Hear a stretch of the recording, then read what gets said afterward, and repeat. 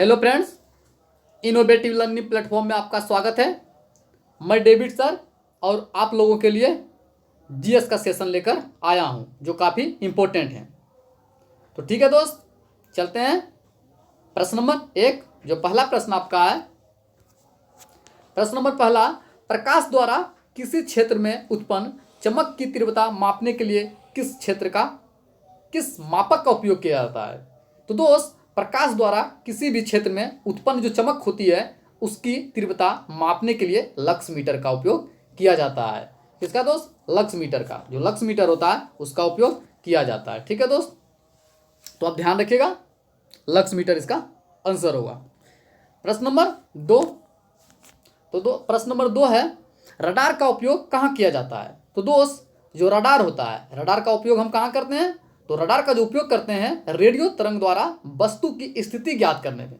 अगर कोई वस्तु जो होती है उसकी अगर स्थिति ज्ञात करना है या पता लगाना है तो वो रडार के माध्यम से किया जाता है। इसका आंसर तो हो जाएगा रेडियो तरंग द्वारा किसी वस्तु की स्थिति ज्ञात करने के लिए रडार का उपयोग किया जाता है, ध्यान रखिएगा। तो दोस्त, प्रश्न नंबर 3 है, 1 नैनोमीटर सेंटीमीटर में कितने के बराबर होता है? तो दोस्त, 1 नैनोमीटर जो होती है सेंटीमीटर में 10⁻⁻7 सेंटीमीटर के बराबर होती है। कितना दोस्त? 10⁻⁻7 सेंटीमीटर के बराबर। 1 नैनोमीटर जो होती है 10⁻⁻7 सेंटीमीटर के बराबर होती है। ठीक है दोस्त, चलते हैं दोस्त। प्रश्न नंबर 4, अपकेंद्रीय बल किस प्रकार का बल है? तो दोस्त, जो अपकेंद्रीय बल होती है ये किस प्रकार की बल होती है? या एक आभासी बल होती है। किस प्रकार की बल दोस्त? आभासी बल। जो अपकेंद्रीय बल होती है ये किस प्रकार की बल है? आभासी बल है। ठीक है दोस्त, प्रश्न नंबर 5 देखते हैं, सबसे कमजोर बल कौन सा माना जाता है? तो दोस्त, जो सबसे कमजोर बल जो माना जाता है वो माना जाता है गुरुत्वाकर्षण बल।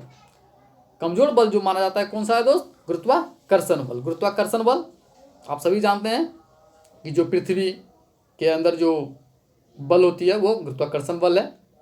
जो किसी भी वस्तु को अगर हम ऊपर फेंकते हैं और जो धरती पर आकर वापस गिरती है तो किस बल के कारण होता है? ये भी गुरुत्वाकर्षण बल के कारण होता है।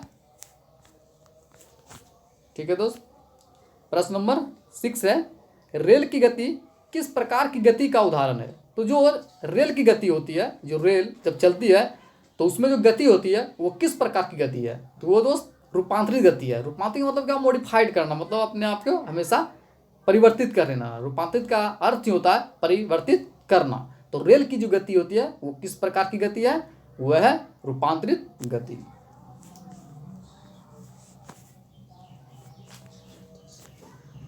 ठीक है दोस्त, प्रश्न नंबर 7 है, चुंबकीय फ्लक्स का मात्रक क्या होता है? तो दोस्त, जो चुंबकीय फ्लक्स होता है, चुंबकीय फ्लक्स का मात्रक क्या होता है? चुंबकीय फ्लक्स का मात्रक होता है वेबर। क्या होता है दोस्त? वेबर, साथ ही साथ मैक्सवेल। आप दोनों बोल सकते हैं, वेबर भी होता है और मैक्सवेल। अगर आप में यदि आपको एग्जाम में आ जाए और ऑप्शन में वेबर और मैक्सवेल रहे और अगर दोनों ऑप्शन में दोनों दिया रहे तो आप दोनों मार सकते हैं। अगर सिंगल रहे तो सिंगल में मार सकते हैं, वेबर या मैक्सवेल दोनों हो सकता है। इसका आंसर जो होगा दोस्त वेबर और मैक्सवेल। ठीक है दोस्त, देखते हैं प्रश्न नंबर 8, ध्वनि का जो तरत्व होता है वो किस पर निर्भर करता है? तो दोस्त, जो ध्वनि का तरत्व होता है वो निर्भर करता है आवृत्ति पर।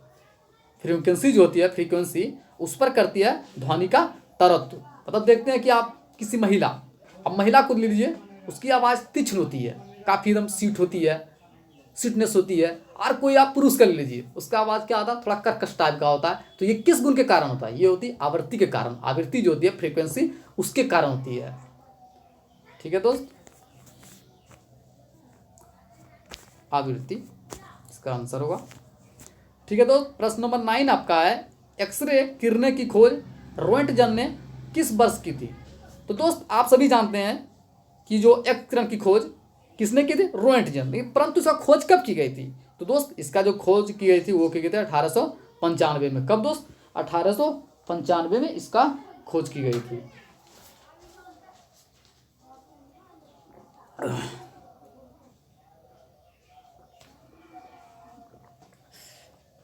ठीक है दोस्त, तो इसका आंसर क्या था दोस्त?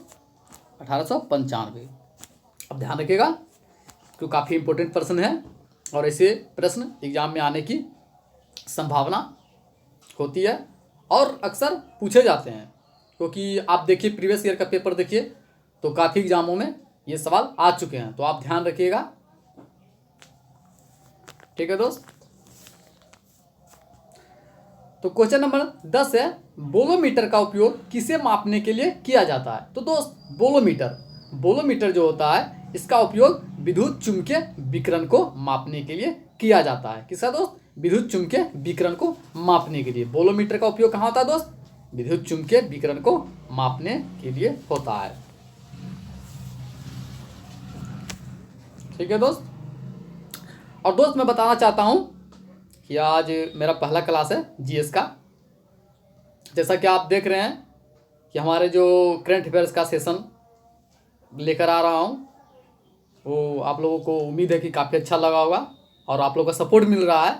जिस प्रकार से हमारे जो वीडियो हैं व्यू मिल रहा है, जिस प्रकार से सब्सक्राइब का जो इंकरेजमेंट हो रहा है, तो मुझे उम्मीद है कि आप लोगों का जो करंट अफेयर का सेशन है वो काफ़ी पसंद आ रहा है और मुझे उम्मीद है कि आपको जीएस का जो सेशन है वो भी पसंद आएगा।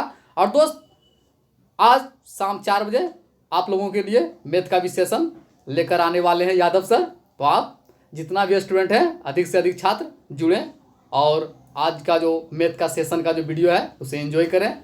और जो पढ़ाया जाएगा यादव सर के द्वारा वो काफ़ी धांसू तरीके से पढ़ाया जाएगा और आपके लिए काफ़ी एग्जाम में भी सभी एग्जामों के लिए काफ़ी उपयोगी भी होगा। ठीक है दोस्त, चलते हैं प्रश्न नंबर 11, पदार्थ की परमाणु सिद्धांत किसने प्रतिपादित किया? तो दोस्त जो पदार्थ होती है उसकी जो परमाणु सिद्धांत होती है किसने प्रतिपादित किया? John Dalton. किसने दोस्त? जॉन डाल्टन ने पदार्थ की परमाणु सिद्धांत को प्रतिपादित किया था। ठीक है दोस्त, जॉन डाल्टन। चलते हैं प्रश्न नंबर 12, कैथोड किरणें में क्या होती है? तो दोस्त जो कैथोड किरण होती है उसमें द्रव्यमान तथा आवेश दोनों होती है। ध्यान रखिएगा दोस्त, कैथोड किरणों में द्रव्यमान तथा आवेश दोनों होती है।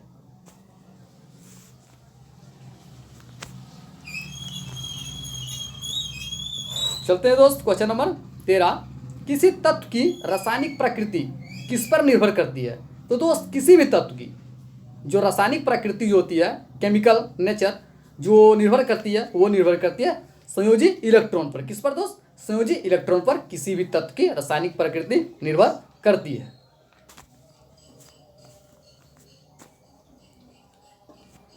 परमाणु क्वेश्चन नंबर 14, परमाणु भट्टी में ईंधन के रूप में किस तत्व के समस्थानिक का उपयोग किया जाता है? तो दोस्त जो परमाणु भट्टी होते हैं उसमें ईंधन के जो रूप में जो समस्थानिक का उपयोग होता है वो क्या? यूरेनियम।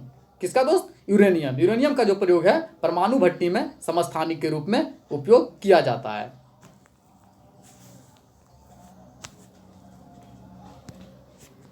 प्रश्न नंबर 15, अल्फा किरण की प्रकृति कैसी होती है? तो दोस्त जो अल्फा किरण होती है इसकी प्रकृति कैसी होती है? इसकी जो प्रकृति होती है धनात्मक होती है। अगर पूछा जाए बीटा, तो बीटा क्या होती है? ऋणात्मक।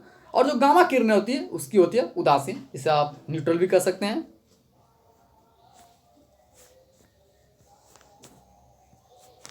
ठीक है दोस्त, प्रश्न नंबर 16 है, सबसे कठोर धातु कौन सा है?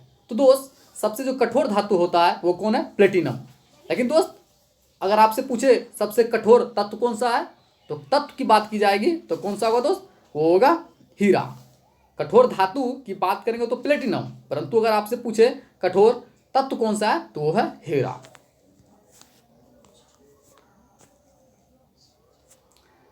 प्रश्न नंबर 17, पारा जो होती है उष्मा एवं विद्युत का क्या होती है? तो दोस्त जो पारा है वो उष्मा एवं विद्युत का सुचालक होती है। क्या होती है दोस्त? सुचालक। सुचालक क्या होगा दोस्त? सुचालक। शायद इसका आंसर स्किप कर गया था। इसका आंसर का सुचालक। पारा जो होती है उष्मा एवं विद्युत की क्या होती है दोस्त? सुचालक होती है। ठीक है दोस्त, देखते हैं प्रश्न नंबर 18, तांबा का निष्कर्षण किस विधि द्वारा किया जाता है? तो दोस्त जो तांबा होती है उसका जो निष्कर्षण किया जाता है वो किया जाता है विद्युत अपघटन विधि के द्वारा। किस विधि द्वारा? विद्युत अपघटन विधि के द्वारा तांबा का निष्कर्षण किया जाता है।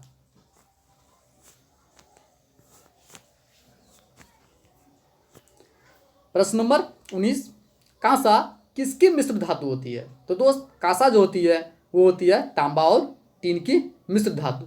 कांसा में जो होती है दोस्त तांबा और टीन का मिश्र धातु होती है। उसी तरह पित्तल में किसका होता है? तांबा और जास्ता। तो आप ध्यान रखिएगा, तांबा और टीन। प्रश्न नंबर 20, कौन सी धातु हथेली पर रखने पर पिघल जाती है? तो दोस्त गैलियम एक ऐसी धातु है जिसे यदि आप हथेली पर रखें तो वो पिघल जाती है। क्या होती है दोस्त? पिघल जाती है, गैलियम। क्या दोस्त? गैलियम। प्रश्न नंबर 21, सिस्टेमा नेचुरी पुस्तक के लेखक कौन है? तो दोस्त सिस्टेमा जो नेचुरी पुस्तक है उसके लेखक कौन है? Carolus Linnaeus. कौन है दोस्त? Carolus Linnaeus. जैसा कि आप जानते हैं दोस्त, वर्गीकरण के पिता भी कैरोलस लिनियस को बोला जाता है। साथ ही साथ द्विनाम पद्धति जो है वो भी सिद्धांत किसने दिया है? Carolus Linnaeus. Carolus Linnaeus. चलते हैं दोस्त प्रश्न नंबर 22, जीवों के वर्गीकरण की आधुनिक प्रणाली में सबसे छोटी इकाई क्या है? तो दोस्त जीवों के जो वर्गीकरण की आधुनिक जो प्रणाली है उसमें सबसे छोटी इकाई होती है जाति। जाति जो होती है दोस्त सबसे छोटी इकाई होती है। और बड़ी की बात की जाए तो जगत, जिसे आप किंगडम बोलते हैं, वो सबसे बड़ी इकाई होती है।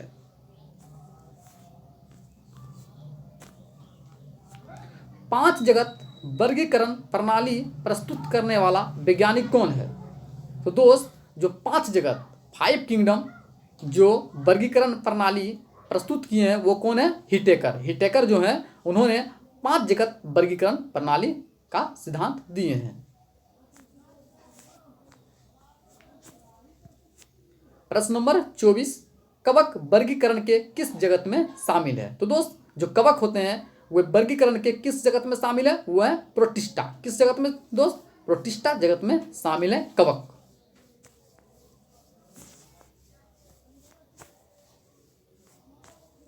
ठीक है दोस्त।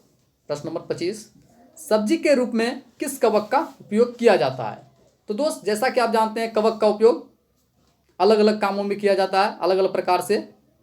तो उसी तरह जो सब्जी के रूप में जो कवक का प्रयोग होता है वो क्या है? मोरसेला कवक का उपयोग सब्जी के रूप में किया जाता है। जैसा कि आप जानते हैं एनिवीना जो कवक है उसका अंतरिक्ष जो होते हैं उसमें भी कवक का उपयोग किया जाता है। एनावीना का उपयोग अंतरिक्ष में किया जाता है जो शोध होते हैं उसके लिए। तो उसी प्रकार से जो सब्जी के रूप में जो कवक का उपयोग किया जाता है वो क्या दोस्त? मोरसेला।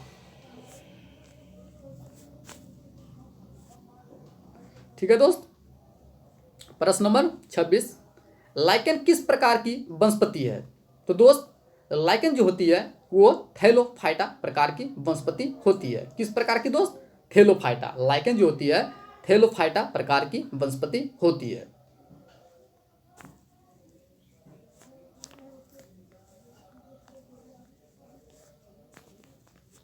प्रश्न नंबर 27, मानव खोपड़ी में अस्थियों की संख्या कितनी होती है? तो दोस्त जो मानव जो खोपड़ी होती है उसमें अस्थियों की संख्या होती है 29। कितनी होती है दोस्त? 29। ठीक है।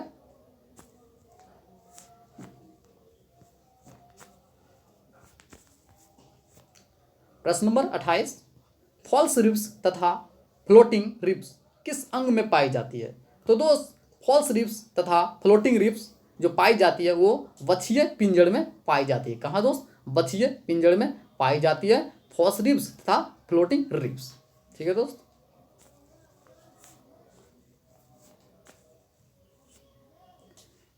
प्रश्न नंबर 29 देखते हैं, नवजात शिशुओं में श्वसन की दर कितनी होती है? तो दोस्त जो नवजात शिशु होते हैं उसमें श्वसन की जो दर होती है वो कितनी होती है? प्रति मिनट 30 से 60 बार। कितनी दोस्त? प्रति जो मिनट होती है 30 से 60 बार नवजात शिशुओं में श्वसन की दर होती है।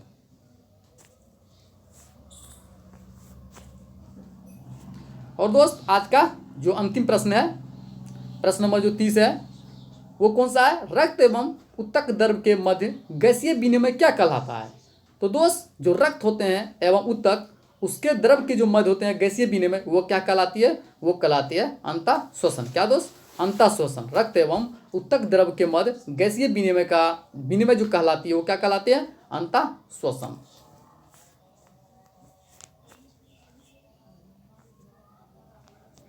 ठीक है दोस्त, मुझे उम्मीद है कि आपको ये वीडियो काफ़ी पसंद आया होगा और ये जो प्रश्न थे काफ़ी इंपॉर्टेंट भी थे।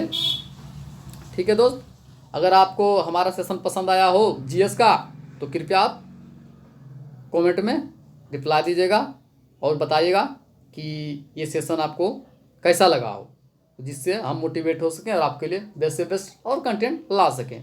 ठीक है दोस्त, थैंक यू सो मच।